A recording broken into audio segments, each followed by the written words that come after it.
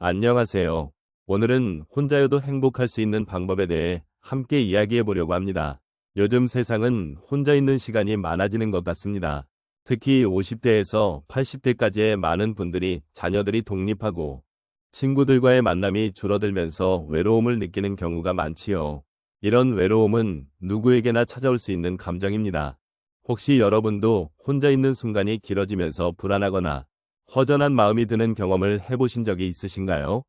혼자 있는 시간이 길어질수록 우리 마음속의 아이처럼 소중한 것들이 사라지는 것 같은 기분이 드는 경우도 있죠.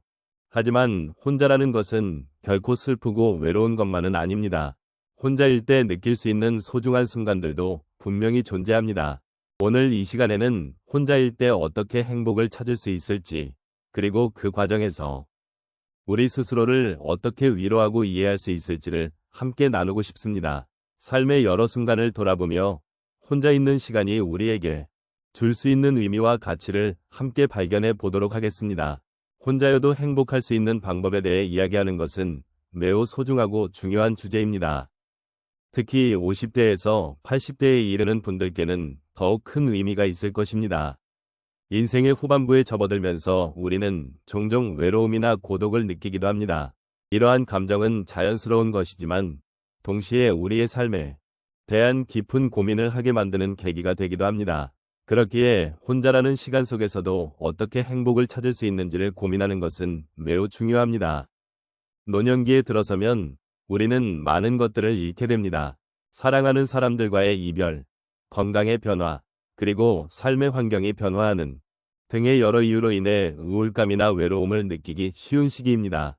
이러한 시점에서 혼자라는 개념은 단순한 외로움이 아니라 새로운 가능성과 기회를 찾아가는 과정으로 전환될 수 있습니다.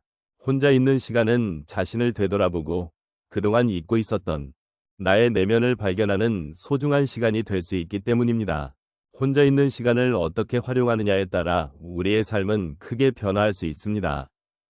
혼자여도 행복할 수 있는 방법을 찾는 것은 단순히 외로움을 없애는 것이 아니라 스스로의 존재를 존중하고 사랑하는 과정입니다. 자신만의 행복을 추구하는 것은 다른 사람에게 의지하지 않고도 자신의 삶의 주체가 되는 것을 의미합니다. 이 과정에서 우리는 자신을 더욱 깊이 이해하게 되고 진정한 행복이 무엇인지에 대해 탐구하게 됩니다.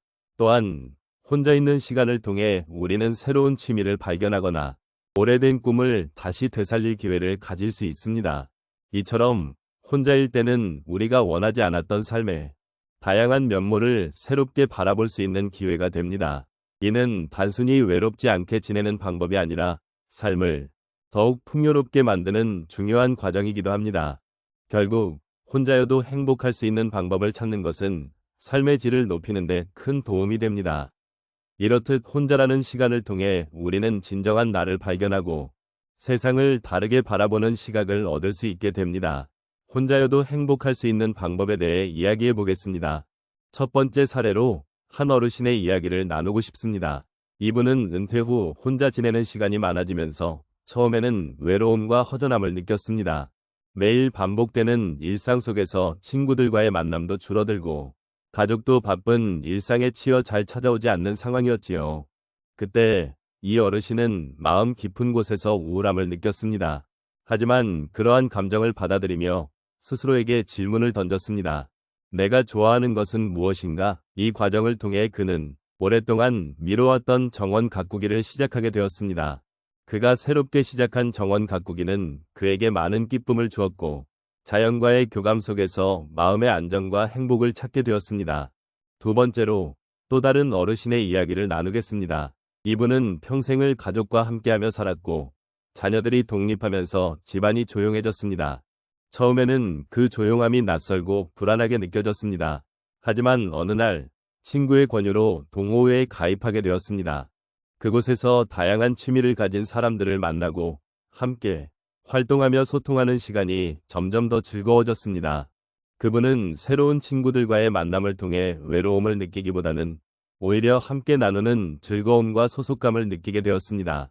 그 동호회에서의 활동은 그분의 삶에 활력을 주었고 혼자여도 행복할 수 있는 방법을 찾게 해주었습니다. 세 번째 사례로는 한 여성을 소개합니다. 그녀는 집에서 혼자 지내는 시간이 많아지면서 외로움과 함께 자아에 대한 의문도 많아졌습니다. 그러던 중 그녀는 필사적인 마음으로 글쓰기를 시작하게 되었습니다. 자신의 감정을 풀어내는 과정에서 그녀는 자신을 돌아보는 기회를 가졌고 그동안 잊고 지냈던 꿈과 목표를 다시 떠올릴 수 있었습니다. 글쓰기를 통해 자신의 이야기를 나누고 다른 사람들과 소통하는 기회도 가지게 되었습니다. 이 경험은 그녀에게 큰 변화를 가져왔고 혼자 있는 시간을 더 이상 두려워하지 않게 되었습니다. 오히려 그 시간을 통해 자신의 삶을 더 깊이 이해하고 사랑하게 되는 계기가 되었던 것입니다. 마지막으로 한 남성의 이야기를 나누겠습니다. 그는 평생 직장 생활을 하며 바쁘게 살아온 분으로 은퇴 후 처음으로 혼자 있는 시간이 많아졌습니다. 그러던 어느 날 그는 우연히 지역에서 열리는 자원봉사 활동을 알게 되었습니다. 처음에는 주저했지만 결국 참여하게 되었고 그곳에서 다양한 사람들과 만나게 되었습니다. 자원봉사를 통해 그는 새로운 사람들과의 만남을 통해 삶의 의미를 다시금 느끼게 되었고 누군가에게 도움이 되는 일이 자신에게 행복을 가져다 준다는 것을 깨닫게 되었습니다. 이 경험은 그의 외로움을 씻어내고 혼자서도 의미 있는 일을 할 수 있다는 자신감을 주었으며 삶의 새로운 목적을 찾는 과정이 되었습니다. 이런 다양한 사례들을 통해 우리는 혼자여도 행복할 수 있는 방법을 얼마든지 찾을 수 있다는 것을 알 수 있습니다. 각자의 삶 속에서 작은 변화와 도전이 우리에게 행복을 가져다 줄 수 있음을 기억하시길 바랍니다. 이제 우리가 함께 나눈 이야기들을 돌아보며 혼자여도 행복할 수 있는 방법에 대해 다시 한번 생각해보는 시간을 가져보도록 하겠습니다. 우리는 혼자일 때 어떤 감정을 느끼고 어떻게 그 시간을 의미 있게 보낼 수 있을지를 이야기했습니다. 혼자 있는 시간을 두려워하기보다는 그 속에서 나 자신을 깊이 들여다보고 소중한 내면의 목소리에 귀 기울일 수 있다는 점을 강조했습니다. 혼자 있는 시간은 때로는 외로움으로 느껴질 수 있지만 그 속에서 나만의 취미를 발견하고 나의 생각과 감정을 정리할 수 있는 소중한 기회로 삼을 수 있습니다. 우리가 일상에서 마주하는 소소한 행복들, 예를 들어 산책 중 느끼는 바람의 감촉이나 좋아하는 음악을 들으며 나만의 시간을 만드는 것들이야말로 혼자여도 행복할 수 있는 작은 출발점이 될 수 있습니다. 또한 혼자만의 시간을 보내는 것뿐만 아니라 소중한 사람들과의 관계를 재정립하는 것도 중요합니다. 우정의 소중함이나 가족과의 유대감을 다시 한번 생각해보는 것이죠. 서로의 존재를 존중하고 함께 할 수 있는 순간들을 소중히 여기는 것도 우리가 혼자이더라도 행복할 수 있는 길 중 하나입니다. 이 모든 이야기를 통해 혼자라는 개념이 결코 외로움이나 고독을 의미하지 않는다는 것을 깨달았으면 합니다. 혼자일 때는 오히려 자기 자신과의 대화가 가능해지고 내면의 목소리에 귀 기울일 수 있는 시간이 주어진다고 할 수 있습니다. 우리가 나누었던 모든 이야기들이 여러분의 삶 속에서 작은 위로와 희망이 되기를 진심으로 바랍니다. 이제 마지막으로 혼자여도 행복할 수 있다는 믿음을 가지고 일상 속에서 작은 행복들을 찾아가는 여정을 계속해 주시기를 바랍니다. 여러분의 삶은 충분히 아름답고 의미가 있습니다. 혼자 있는 시간도 그 자체로 소중한 경험이며 그 경험이 여러분의 삶을 더욱 풍요롭게 만들어줄 것입니다. 늘 여러분의 곁에 소중한 순간들이 함께하길 바라며 오늘 나눈 이야기들이 여러분의 마음에 따뜻한 여운으로 남기를 기원합니다.